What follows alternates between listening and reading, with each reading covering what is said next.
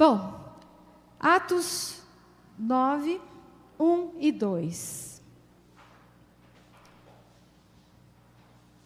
Encontraram? Saulo, respirando ainda ameaças e morte contra os discípulos do Senhor. Repita comigo, discípulos do Senhor. Dirigiu-se ao sumo sacerdote e lhe pediu cartas para a sinagoga de Damasco, a fim de que, caso achassem alguns dos que eram do caminho, repita comigo, eram do caminho. Assim, homens como mulheres, os levasse presos para Jerusalém.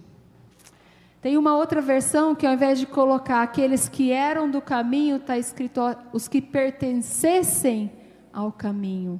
Esses pertencessem ao caminho se referem aos discípulos, lá do versículo 1, os discípulos do Senhor, ok? Eu gosto muito dessa imagem. Eu gostaria de compartilhar com os irmãos uma reflexão a respeito desta imagem, aqueles que pertencem ao caminho. Porque, assim, no meu coração, isso tem muito a ver com missões, com o chamado da igreja para fazer missões. E eu quero compartilhar com os irmãos algo que Deus falou no meu coração a respeito desta imagem. Aqueles que pertencem ao caminho. Os discípulos do Senhor aqui, nesses versículos, são pela primeira vez identificados como aqueles que pertencem ao caminho. Aqui, é nesse lugar, em Atos 9, que esta fórmula é usada para descrever aquele movimento que começou com Jesus e continuou com os apóstolos. É aqui, no capítulo 9, que Saulo tem um grande motivo para pegar a estrada romana de Jerusalém até Damasco, lá para o norte, para perseguir o povo de Deus. E ele está fazendo isso com muita propriedade. Mal sabe ele que versículos depois ele vai cair do cavalo e vai deixar de ser um perseguidor e vai se tornar um líder da comunidade que está nascendo. Eu acho fantástico quando esses dois versículos aparecem aqui em Atos. Eles estão falando da experiência de um homem que vai ser transformado, mas também está falando da experiência de uma comunidade que não para. Eu fico cansada até de ler Atos, porque eles não tinham carro igual a gente tem hoje, não tinha nem Uber naquela época. Eles faziam tudo a pé e de barco, mas eles não paravam. Você vai ler Atos e você vai ver que o tempo todo eles estão indo para lá e para cá. Talvez por isso Lucas usa a imagem, aqueles que pertencem ao caminho, aqueles que estão na estrada. Essa experiência de encontro que Saulo teve com o dono da estrada, fez com que ele se pusesse a caminho também. E eu quero convidar você, meu irmão, minha irmã, da IPI do Eldorado, você que está em casa assistindo com a gente, porque eu realmente creio, eu acredito de todo o meu coração, que os seguidores de Jesus de hoje são aqueles que pertencem ao caminho também. Assim como os cristãos lá de Atos, nós também pertencemos ao caminho. Mas como assim, pastora? Eu nem de andar gosto. Quem gosta de andar aqui? Tem bastante gente que gosta de andar, né? Eu gosto de andar, eu e o pastor, a gente gosta de andar. Sabia que a nossa primeira discussão como casal, nós resolvemos numa caminhada? Foi no primeiro ano de casamento. Difícil o primeiro ano de casamento, né? Até a gente se acertar, nós tivemos a nossa primeira briga. Ficou os dois bicudos. Aí fomos caminhar. Um do lado do outro, na calçada, lá em Fortaleza. Nós andamos. Vamos voltar? Vamos voltar. Aí na volta a gente veio conversando. Foi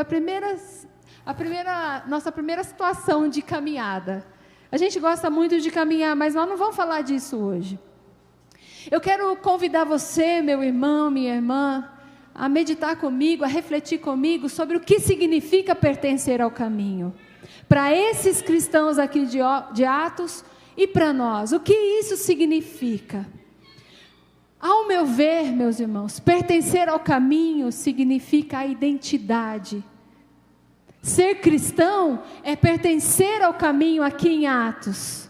Ser discípulo do Senhor Jesus é pertencer ao caminho, tanto que eles são identificados como aqueles que pertencem ao caminho. É o senso de identidade. É muito claro nessa forma distinta com que os crentes do primeiro século são identificados. São os seguidores de ninguém mais a não ser Jesus. Mas é mais do que isso, eles não só estão seguindo a Jesus, obedecendo a Jesus, como eles pertencem a Cristo. Jesus é o Jesus é o caminho, a verdade e a vida. É tremendo, porque Jesus mesmo diz: eu sou o caminho, a verdade e a vida, e ninguém vem ao Pai a não ser por mim. Atos retrata aqui aqueles que vivem em comunidade ou estão tentando caminhar juntos, porque eles têm algo em comum, eles pertencem ao mesmo caminho. Desde o Pentecostes, quando eles receberam do alto o Espírito Santo para pregar, para realizar as obras que Jesus ordenou que eles fizessem, para testemunhar, para anunciar o reino que foi anunciado por Jesus, e agora eles precisavam anunciar. É a partir desse evento do Pentecostes que o grupo de seguidores se levanta como uma comunidade para viver distintamente a sua fé em Cristo Jesus. É a sua identidade pertencer ao caminho. E eu vejo uma comunidade aqui tão ousada, tão corajosa. Eu vejo pessoas vivendo algo que elas nunca poderiam imaginar, porque simplesmente pertencem a Jesus, porque simplesmente, não que seja algo simplório, mas pelo fato simples de que agora estão seguras em Cristo. Esta comunidade é incansável em proclamar o Evangelho. Ela é diferente das outras comunidades da época. Ela é moldada pelo fundamento da sua fé. É o conteúdo da sua fé, é o conteúdo da sua mensagem. Elas pertencem ao caminho, pertencem a Jesus, o único Salvador. Elas sabem que não há nenhum outro que possa conceder-lhes salvação a não ser Jesus. Sabe, é esta identidade distintiva dessas pessoas que faz com que elas sejam diferentes das outras. É essa identidade de pertencer ao caminho, estar firmada no caminho, viver no caminho, que faz com que estas pessoas provem algo que ninguém poderia lhes oferecer a não ser Jesus. A digital do cristão, meu irmão, presta atenção. Criança, você que já entregou sua vida a Jesus, adolescente, jovem, você que já entregou sua vida a Jesus, saiba que a sua digital é Cristo. A sua identidade é Cristo. O caminhar do cristão é Cristo. O viver do cristão é Cristo. A biometria da igreja cristã é Cristo. Se não for assim, quer dizer que não somos diferentes de mais ninguém. O que distingue o cristão é Cristo. A marca que nós temos no nosso coração é o do sangue de Cristo. Ele é o único Salvador. E só Ele salva. Sabe? Quando o apóstolo Paulo entendeu isso, ele disse: agora já não sou eu quem vive, mas Cristo que vive em mim. Quando os cristãos lá de Atos entenderam isso, eles se dispuseram a caminho. Nós trazemos em nós a marca distintiva, e é assim que tem que ser. Quando as pessoas olharem para nós, elas precisam ver Cristo. Quando as pessoas ouvirem as nossas palavras, elas precisam ouvir a Cristo. Quando as pessoas buscarem algum conselho, elas precisam entender que o nosso conselho não vem de nós mesmos, mas da nossa intimidade com Cristo. Meu querido, isso é missões. É viver Cristo, é anunciar Cristo, é ser transformado por Cristo. Mas sabe, assim como nos tempos do Novo Testamento, existe uma tentação de escolhermos o caminho mais largo.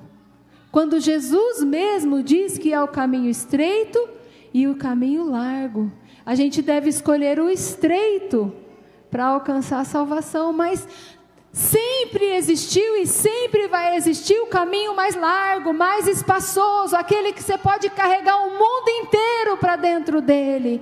Sempre há o caminho que atrai a muitos, porque ele é largo. No entanto, este caminho não é Cristo, é o outro evangelho que o apóstolo Paulo fala, e o outro evangelho não salva, mas conduz para a morte. Como cristãos hoje, eu e você, temos que vigiar para que a gente não caia na tentação do caminho mais fácil, para que a gente não caia no engano da mensagem mais açucarada, porque a vida com Cristo é eterna, é boa, é tremendo, mas ela não é fácil, exige renúncia. Meu querido, minha querida, como cristãos hoje nós precisamos vigiar para seguir no caminho estreito que é Cristo, porque pertencemos a Ele, eu e você pertencemos a Ele, amém? Amém. Nós existimos nele, precisamos nos mover nele, nós precisamos pregar a Cristo, a boa e a má notícia. A boa notícia é para aqueles que creem, mas a má notícia é para aqueles que não creem. Não podemos diluir o evangelho para que ele se torne mais aceitável aos ouvintes. Não podemos alargar o caminho para que ele se torne mais acessível. O alicerce da prática missionária é Jesus Cristo. Essa é a identidade da igreja cristã verdadeira.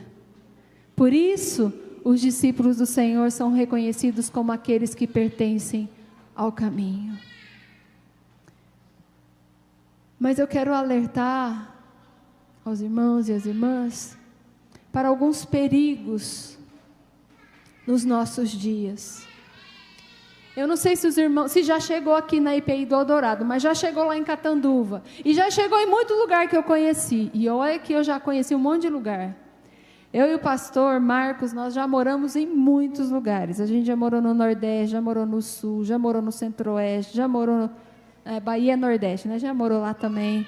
E a gente tem visto na caminhada da igreja, na caminhada cristã de irmãos queridos nossos, o perigo do evangelho social. O que é isso? Alguém aqui já ouviu falar do evangelho social? Não, olha que maravilha. Irmão, fique atento para isso nunca entrar aqui na IPI de Eldorado. Fique atento. Irmãos do conselho que estão aqui, se você sentir cheiro de evangelho social, fecha a porta, porque isso não é de Deus. O que é o evangelho social? Existe por aí uma onda que se diz que a gente não precisa mais anunciar o plano da salvação para as pessoas. A gente não precisa mais pregar que Jesus Cristo é o único caminho, a verdade e a vida. A gente só precisa fazer boas ações, e isso basta. Quando a Bíblia diz que nós fomos chamados para anunciar e para pregar, e eu te pergunto, se nós formos fazer o evangelho social, onde é que fica a pregação do evangelho? Essa corrente do evangelho social diz que a igreja existe para assistir os pobres, os necessitados, o órfão e a viúva. Está errado isso? Não, não. Mas isso qualquer ONG pode fazer. Se a igreja se limita a fazer o que qualquer ONG pode fazer, quem é que vai pregar o evangelho? Nós, eu e você, somos responsáveis por viver Cristo, por pegar Cristo. Se a gente não faz isso, quem é que vai fazer? Fuja, meu irmão, do evangelho social. Fuja, porque é o evangelho sem Cristo. Tem um outro problema que anda cercando os arraiais cristãos. Vamos ver se não chegou aqui também. Teologia liberal. Já bateu na porta aqui? Já ouviu falar? Já ouviu falar? Foge. Foge. Foge. Porque a teologia liberal, ao contrário do evangelho sem Cristo, do evangelho social, a teologia liberal é a teologia do outro Cristo. É a teologia que diz que Jesus não é Senhor e Salvador. Ele é só um bom exemplo e um mestre a ser ouvido. Isso tem matado a igreja cristã. Essa é uma forma que as pessoas têm encontrado de diluir o evangelho para dialogar com outras filosofias. A teologia liberal diz que o cristianismo é só uma filosofia de vida. Quando o Senhor Jesus diz que há transformação de vida àquele que crê. A teologia liberal está matando a igreja, porque muitos estão caindo na tentação. O evangelho social e a teologia liberal é o caminho largo. Esses dias eu ouvi de um irmão que Jesus veio aqui na terra para dizer que aquele que for bom vai ser salvo. Isso é verdade? Não, é mentira. Só vai ser salvo aquele que crê. Quem não crê já está condenado, diz a palavra. Mas por que nós temos que diluir o evangelho para ele se tornar acessível? Porque é engano, é o caminho largo que conduz para a perdição. Meus irmãos, o irmão falou que vocês gostam de história aqui, né? Eu e o pastor Marcos, a gente, ao longo da nossa vida ministerial, a gente tenta, né, nem sempre dá certo, visitar campos missionários nas nossas férias. E nós visitamos alguns campos missionários. Deus permitiu que a gente fosse conhecer a igreja cristã no leste europeu. Sabe o que está acontecendo com a igreja europeia? Está morrendo. Sabe por quê? Aliás, já morreu a maior parte. Sabe por quê? A teologia liberal e o evangelho social chegou lá e a igreja foi se distanciando da palavra, se distanciando de quem ela é, e ela perdeu a sua relevância. Nós estivemos até o ano passado nos Estados Unidos. Sabe o que está acontecendo com a igreja reformada lá? Está morrendo. Sabe por quê? O evangelho social é a teologia liberal, ou seja, o evangelho sem Cristo ou o outro evangelho estão matando a igreja cristã e ela está deixando de ser relevante para a sua nação. Está se tornando uma ONG qualquer. Meu querido, minha querida, nós tivemos a oportunidade de conhecer ex-muçulmanos no norte da Índia, que renderam suas vidas ao Senhor Jesus, e vivem sem nenhuma igreja evangélica, vivem a sua fé sozinhos, correndo o risco de irem para a cadeia. Nós conhecemos a maior igreja evangélica do Oriente Médio, no Cairo, no Egito. Sabe o que os irmãos fazem lá? Na quinta-feira à noite, louvam a Deus numa caverna. Sabe por que eles fazem isso? Porque eles têm que fazer isso escondidos. E eles fazem? Fazem. Eles têm medo? Não. E o que está acontecendo então com uma igreja e com a outra? Uma está pegando o caminho largo, está deixando de seguir a Cristo, e a outra está pegando o caminho estreito, seguindo a Cristo, apesar das dificuldades. Meu querido, minha querida, nós precisamos encontrar uma forma efetiva de comunicar o Evangelho nos nossos dias. Como eu disse, tem coisas do passado que a igreja fazia que eram muito importantes que a gente deixou para lá. Nós precisamos resgatar, porque pode nos ajudar a sermos fiéis a quem nós fomos chamados a ser. Aqueles que pertencem ao caminho, aqueles que pertencem a Cristo. Mas talvez nós tenhamos que dar uma nova roupa, uma nova cara, mas nós precisamos retomar de onde paramos. Porque nós não podemos continuar colocando em risco o conteúdo integral do Evangelho, que é Cristo. O Evangelho a ser pregado e vivido é Cristo. Não pode haver e não há meio termo, nem meias verdades. Sabe o que eu tenho visto em algumas igrejas? Propaganda enganosa. Quando a gente fala, eu estou evangelizando fulano, eu estou falando de Jesus para cicrano. Aí você pergunta para ele, ei, como é que você está fazendo isso? Ah, eu chamei para ir para a igreja. Está errado chamar para ir para a igreja? Não, está certo. Mas e daí? Quem foi que evangelizou? Você evangelizou? Não, só chamou para ir para a igreja, o pastor que se vire. Ele fez seminário para isso. Mas e você? Quantas pessoas você já evangelizou na sua vida de crente? Para quantas pessoas você contou a sua experiência do novo nascimento? Você já evangelizou seus filhos, seus netos, seus pais? Você já falou do plano da salvação? Você já anunciou para ele que Jesus Cristo veio ao mundo para tomar o nosso lugar de condenação naquela cruz e ressuscitou ao terceiro dia para nos dar vida e vida em abundância? Isso é Cristo. Sabe? É o evangelho da cruz que salva, não é o outro evangelho. Este é o DNA da igreja cristã genuína, contra a qual as portas do inferno não prevalecerão.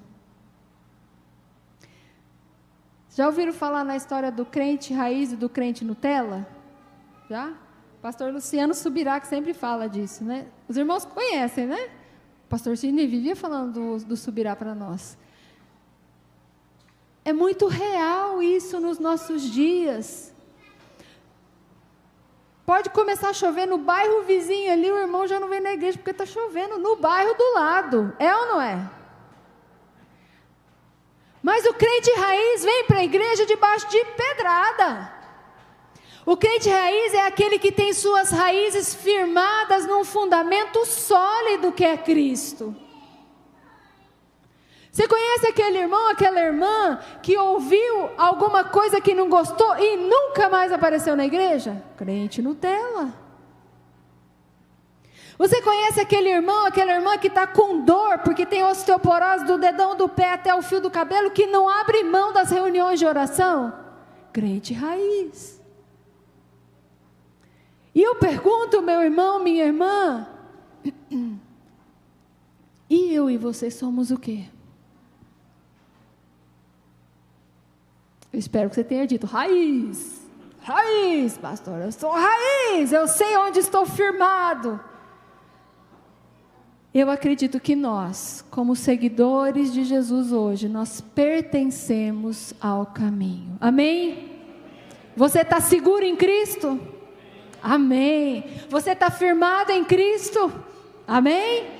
Cristo é a sua identidade, Cristo é quem você é, da mesma forma que os discípulos lá em Atos, nós também pertencemos a este caminho. Eu também sou filha de pastor, não falei ainda, né? Sou filha de um pastor que já é jubilado, da IPI do Brasil, lá do Paraná. Eu sou a filha do meio de 3. Eu não sei se os irmãos pegaram essa época, que filho de pastor eram os mais atentados da igreja. Era, né? E aí meu pai pregando, e minha mãe no órgão. Alguém pegou a época do órgão aqui na igreja, então? E as 3 soltas na igreja. Só que naquela época, solto não é solto igual hoje, né? Solto duro no banco, né? Então a gente tinha que arranjar o que fazer, não tinha cultinho, não tinha aula, perdão, não tinha aula, não tinha nada. Bom, e a gente foi crescendo dentro da igreja, sendo alimentado e sustentado e tal. Mas uma coisa não aconteceu com a gente. Eu não sei se acontece aqui na IPI do Eldorado, mas na minha época, a gente achava que filho de crente era crentinho. Então, a gente nunca evangelizava os filhos dos crentes. A gente nunca discipulava os filhos dos crentes. Crescia na igreja e ficava na igreja. E nunca ninguém chegou para mim e falou, vem cá que eu vou te discipular. Eu fui ser discipulada depois de velha. Quer dizer, não tão velha igual hoje, mas há um tempo atrás. E isso faz falta, meu irmão. O discipulado que a gente está fazendo de quinta-feira faz falta na nossa caminhada, porque de repente nós estamos na igreja e a gente não entende o que está fazendo aqui, a gente não entende por que está aqui, mas é fundamental eu e você termos a convicção que nós somos de Cristo, pertencemos a Cristo, e o que isso significa, para que a gente possa seguir adiante, para que a gente possa ver nossas raízes crescerem, e nós possamos dar frutos. eu quero também compartilhar com você, meu irmão, minha irmã, que além da nossa identidade, essa imagem daqueles que pertencem ao caminho, aí do versículo 2, do capítulo 9 de Atos, também nos fala do nosso propósito. Os cristãos são aqueles que pertencem ao caminho, mas também são aqueles que estão a caminho. Os cristãos sabem de onde vieram e sabem para onde estão indo. Você sabe para onde você está indo, meu irmão? Eu estou indo para o céu, você vai junto? É lá o nosso ponto final, não é aqui não. Os cristãos que pertencem ao caminho estão a caminho, estão se movendo, é um movimento contínuo, é uma vida cristã que não para, não é estática.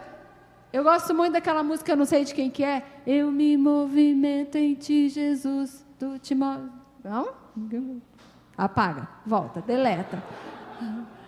É um movimento que nós precisamos exercitar, é igual fazer academia. Se você vai uma vez e roda, você não ganha massa muscular, você não vai melhorar metabolismo, nada. Mas se você continua, você começa a fazer caminhada e continua, o seu organismo vai exigindo cada vez mais movimento de você e vai te liberando para se movimentar. É assim, os evangelhos mostram Jesus caminhando com seus discípulos, indo para lá e para cá, e nós vemos que nessas andanças Jesus estava ensinando os seus discípulos a seguir num caminho que eles não entendiam direito. Eu fico olhando para Jesus, eu falo assim, gente, que homem que tem uma paciência, porque toda hora ele tinha que explicar a mesma coisa.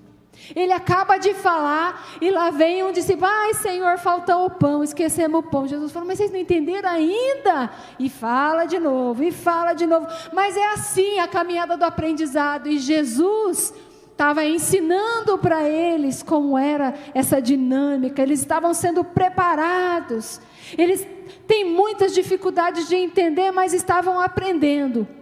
Já quando a gente vem para Atos,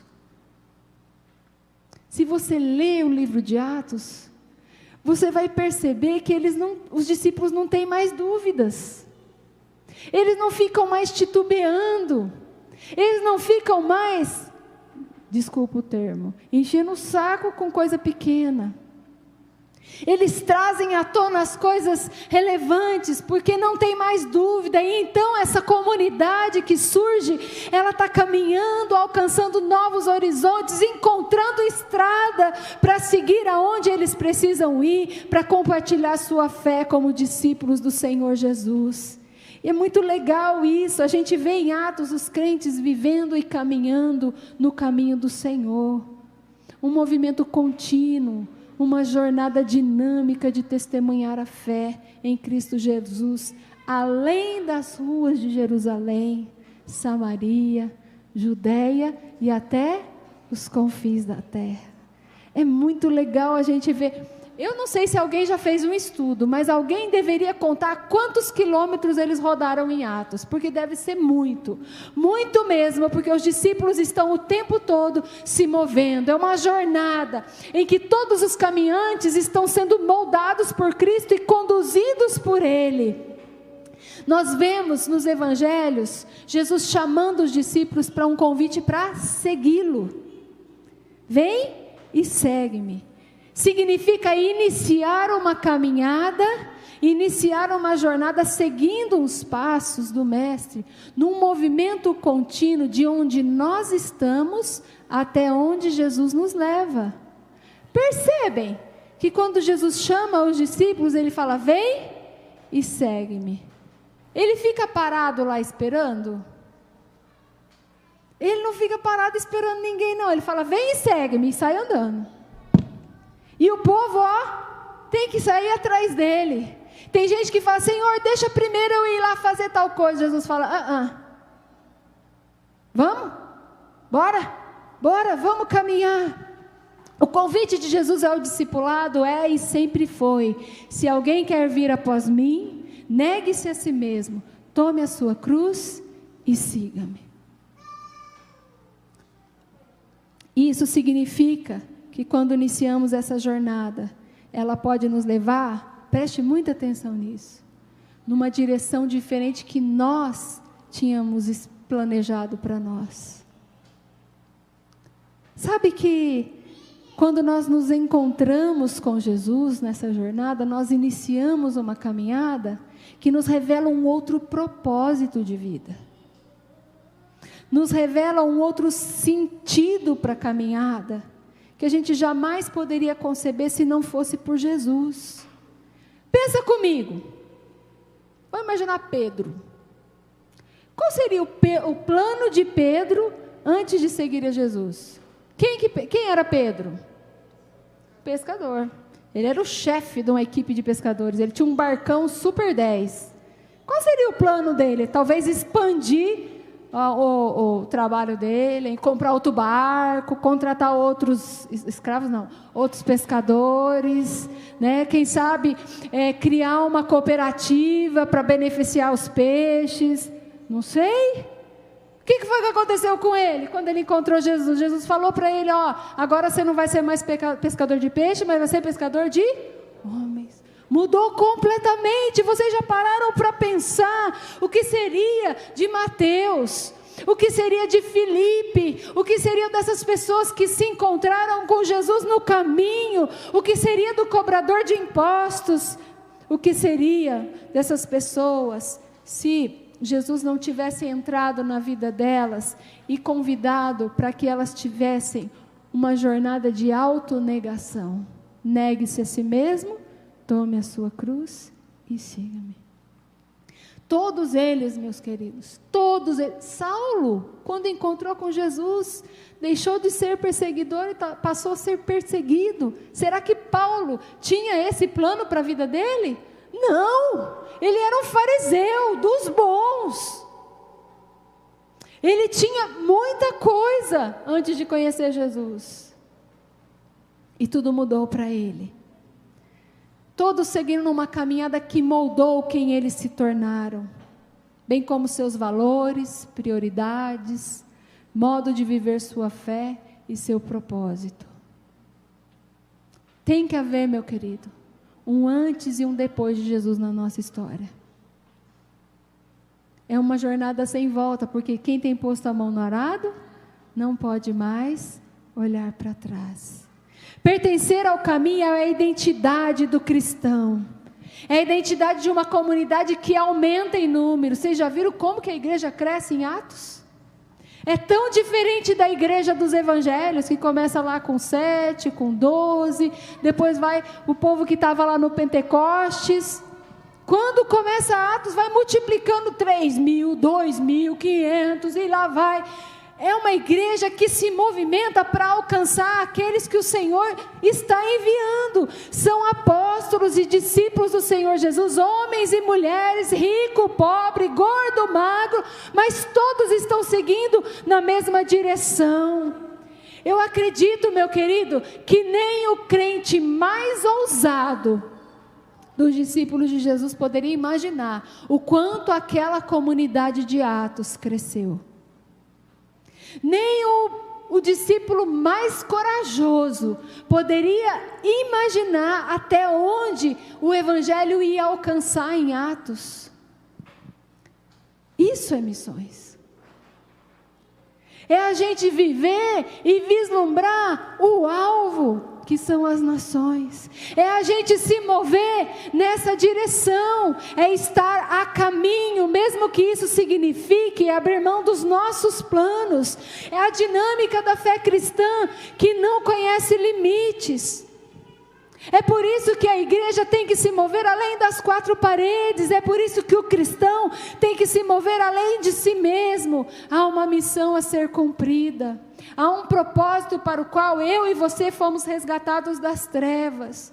Ide por todo mundo e pregai o evangelho, fazei discípulos de todas as nações. Esses tempos do lockdown lá em Catanduva, a gente estava tendo encontro com a célula, a gente teve que fazer online, né? Justo na aula sobre sacramento. A propósito, os irmãos sabem quais são os sacramentos? Olha eu aqui, ó, dando pitaco na igreja dos outros. Nós temos 2 sacramentos, né?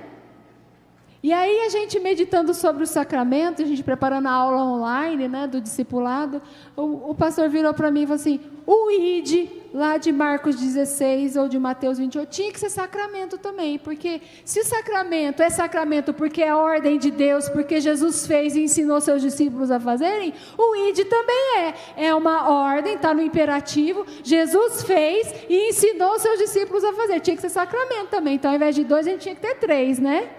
Mas isso aí, estudos à parte, vamos lá. Nessa caminhada, nós precisamos entender que nós estamos aqui para alcançar um alvo, anunciar o Evangelho a todas as nações. Esse sempre foi o alvo, como diz o português, aqui, ali e acolá, aonde o Senhor nos enviar. Mas será que nós já alcançamos as nações? O que é que os irmãos acham? Será que em cada nação no mundo hoje já tem um grupo de cristãos? Não estou falando nem de uma igreja organizada. Será que em cada tribo, que em cada região já existe uma igreja cristã? Nós precisamos anunciar e nos comprometer. Nesse domingo de missões, meu querido, eu quero te convidar a refletir sobre a nossa caminhada como cristãos e anunciar que os planos do Senhor precisam ser os nossos planos. Eu não sei o que Deus sonhou para a IPI do Eldorado em termos de alvos de caminhada. Eu não sei o que Deus sonhou para a sua vida em termos de alvos, de propósito de vida. Mas é hora de nós buscarmos o propósito e os alvos do Senhor para a nossa existência. Porque, meu querido, se nós somos os discípulos do Senhor Jesus, nós precisamos estar a caminho. Tem gente que acha que a vida cristã é se converter e para tudo. Não é. A gente se converte e ali começa uma jornada que só para quando Jesus vier nos buscar ou quando a gente for. É uma vida de movimento e transformação para alcançar o propósito de Deus na nossa vida, mesmo que a gente tenha que abandonar os nossos. Eu não sei, meu querido, se você já teve que renunciar a seus planos por ser cristão. Mas eu conheço muitas pessoas que mudaram até de profissão, porque Deus mostrou para elas que o sonho do Senhor para elas era outro. Eu conheci igrejas que demoliram as suas paredes e edificaram tendas, porque entenderam a visão do Senhor para elas naquele lugar. Eu não sei, meu querido, e talvez você também não saiba, mas nós precisamos buscar, precisamos considerar que quando mergulhamos na jornada cristã, nós podemos viver aquilo que Paulo diz lá em Coríntios 2:9, nem olhos viram, nem ouvidos ouviram, nem jamais penetrou no coração humano o que Deus tem preparado para aqueles que o amam. Quando nós nos rendemos a Cristo, nós precisamos estar preparados para sermos surpreendidos por Deus. Nós sermos impactados pelo plano do Senhor e mudarmos a nossa rota na mesma hora. Essa é a nossa prática missionária, essa deve ser a nossa prática missionária. Eu realmente acredito que nós, como seguidores de Jesus hoje, nós estamos também a caminho até os confins da terra. Amém? Assim como os discípulos de Jesus das comunidades lá de Atos, este é o nosso propósito. Nós existimos para alcançar as nações. Se não for assim, a igreja não tem serventia nenhuma. Porque se não for para viver e anunciar o Evangelho, o que nós podemos fazer, qualquer ONG pode fazer. Para concluir, cada um de nós tem uma história para contar sobre como Jesus entrou na sua história. Como eu falei, eu nasci num lar evangélico. E eu me converti aos 12 anos de idade. Fiz minha profissão de fé aos 12 anos de idade. Já meu marido se converteu depois de velho. Ele não era tão velho assim, tinha 21 anos. Ele iniciou a sua jornada, chegou até aqui. E para onde ele vai daqui? Para onde Deus o levar. Eu iniciei minha caminhada, vou eu com conta de novo, 32 anos atrás, cheguei até aqui, para onde eu vou? Não sei, para onde Deus me levar. E você? Quando foi que Jesus entrou na sua história? Como foi que você chegou até aqui? E daqui para frente, para onde você vai? E se Deus te mandar mudar de país? E se Deus te mandar mudar de profissão? E se Deus mandar você se levantar e pregar para as nações não alcançadas aqui no Brasil? Como cristãos, nós pertencemos à comunidade daqueles que estão a caminho. Uma jornada que vem moldando a gente, fazendo de nós quem nós somos em Deus. Uma identidade de pertencer ao caminho. Jesus está à frente, mostrando para a gente o caminho que nós devemos nos mover. Ele vai sendo compartilhado através de nós. Essa é a nossa tarefa. Este é o nosso propósito. Jesus nos mantém enquanto a gente vai servindo nesse propósito. Então, nossa identidade, pertencemos ao caminho. Nosso propósito, estamos a caminho. Eu gosto muito de uma definição que o pastor Luciano Subirá usa muito para falar sobre identidade e propósito. Ele diz assim: o entendimento correto da nossa identidade afeta diretamente a nossa capacidade de cumprir ou não o nosso propósito. Isso é real, meu querido. É muito comum nós encontrarmos comunidades morrendo porque perderam o seu propósito, porque muito provavelmente a sua identidade está corrompida ou comprometida.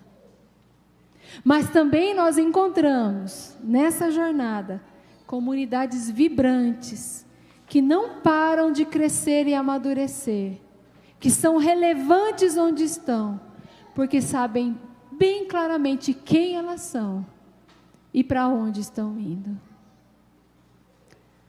Que o Senhor abençoe a IPI do Eldorado nessa jornada.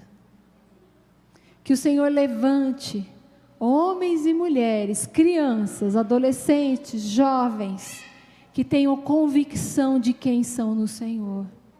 E que ajudem essa igreja a seguir no rumo, no propósito do Senhor para a sua vida.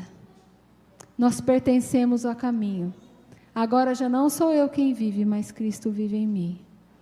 Nós estamos a caminho. Um movimento que não para até os confins da terra. E sabe o que é mais legal? Nada pode nos deter. Então, bora lá. Que Deus nos abençoe. Posso orar com os irmãos? Posso? Quero convidar você a se colocar em pé.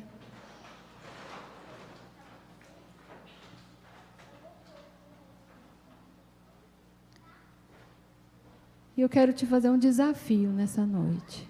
Aproveitar que eu sou visitante, depois vou embora, né?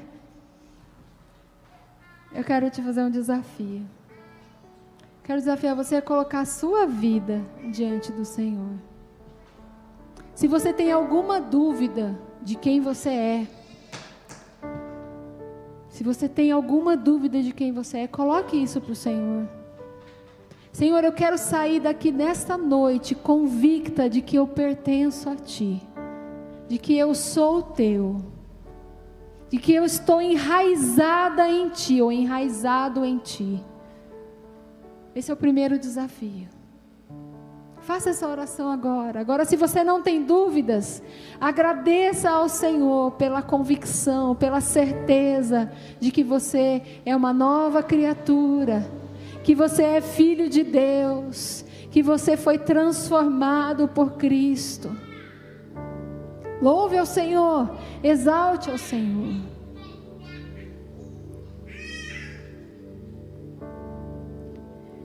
Se você já sabe quem você é, agora vamos para o segundo desafio. Pergunta para o Senhor se você está trilhando o caminho que Ele deseja que você trilhe. Pergunta para o Senhor se a direção da tua vida é essa direção que Ele deseja. Se você é daqueles, meu irmão, minha irmã, que está cansado, que acha que já chegou onde precisava chegar, peça para o Senhor te revelar a respeito disso, se isso é verdade ou não. Se você está em conflito, se você está sofrendo por algum motivo e acha que não aguenta mais, e acha que já chegou onde precisava chegar, pergunta para o Senhor se isso é verdade, meu querido. Pergunta se esse é o seu propósito de vida.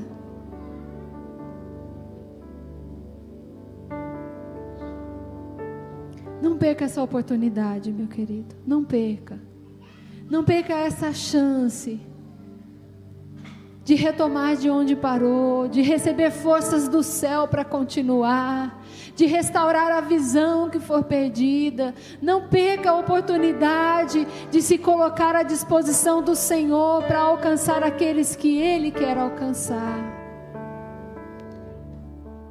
Meu querido, se você gostaria muito de evangelizar uma pessoa, mas nunca teve coragem, nunca soube o que dizer, se coloque na presença do Senhor e diga: Deus, eu quero alcançar vidas para o Senhor, eu quero alcançar. Se você se lembra da pessoa que você quer evangelizar, mas nunca conseguiu, coloque essa pessoa em oração agora, diga: eu quero evangelizar fulano, eu quero alcançar aquela família, eu quero alcançar meus vizinhos, meus colegas de trabalho, mas eu quero alcançar com o evangelho verdadeiro, real, inteiro, não com propaganda enganosa.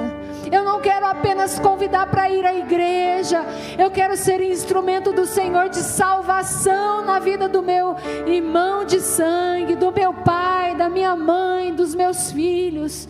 Se você está vivendo isso, meu querido, coloque-se à disposição do Senhor e saiba que o Senhor vai operar, o Senhor vai lhe dar aquilo que você está pedindo agora. Em nome de Jesus, em nome de Jesus. Senhor, ouve a oração do teu povo que está aqui, que está em casa. Ouve, Senhor, o coração daquele irmão, daquela irmã que deseja ter convicção de fé para seguir adiante, aonde o Senhor enviar. Deus, ouve, Pai, o clamor daquele teu filho, daquela tua filha que quer estar onde o Senhor deseja que esteja, seguindo a direção que o Senhor tem para a vida dele, para a vida dela, em nome de Jesus Cristo. Pai, refaz o norte para esta vida agora, em nome de Jesus. Compartilha os teus planos, os teus sonhos, em nome de Jesus Cristo. Senhor, nós clamamos, Pai, pela IPI do Eldorado, e pedimos, Deus, que o Senhor traga convicção à liderança desta igreja, dos teus propósitos, para que ela exista aqui neste lugar, dos alvos, Pai, que estão no teu coração para esta comunidade, em nome de Jesus Cristo, Senhor. Tem sido difícil, Pai, tem sido difícil, esse ano foi muito difícil, esses tempos são doloridos, Deus, mas nós sabemos, Pai, que o Senhor é conosco, por isso, Deus, contamos contigo para seguir adiante, em nome de Jesus Cristo, em nome de Jesus Cristo, amém e amém, amém.